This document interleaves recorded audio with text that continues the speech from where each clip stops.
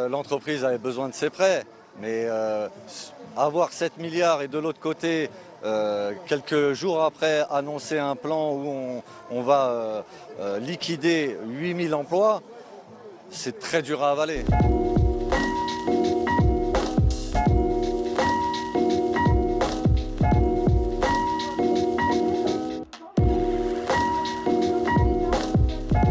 Pour nous, c'est un cataclysme, hein. C'est le plus gros plan auquel on a eu affaire, malgré qu'on en a eu plus de 6 d'affilée, où on a perdu presque 14 000 emplois. Là, on nous annonce encore près de 8 000 emplois en moins, avec sûrement des départs contraints dans certains secteurs. On va laisser partir les compétences de l'entreprise. On ne pense pas à la reprise, on pense qu'à low-costiser un petit peu la boîte. Et c'est catastrophique pour nous et c'est pour ça qu'on est là.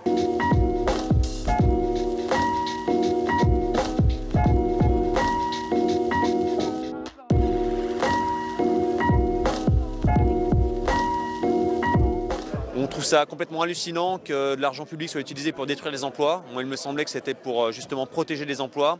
Aujourd'hui, Benjamin Smith, à travers son plan, nous propose un plan de destruction et non pas un plan de reconstruction. On a l'impression qu'on finance la casse sociale. Ça a été prêté déjà à des taux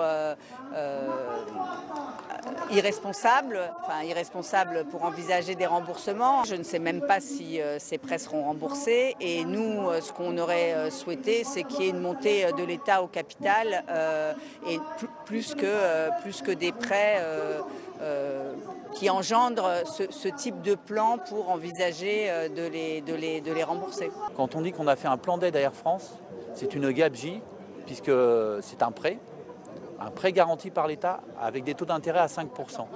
On peut s'interroger sur la démarche de l'État. Est-ce que c'est pour précipiter les difficultés économiques, puisque un prêt, il faut le rembourser, avec un taux d'intérêt à 5%, je vous laisse imaginer ce que ça représente en termes de frais financiers et de poids sur les comptes.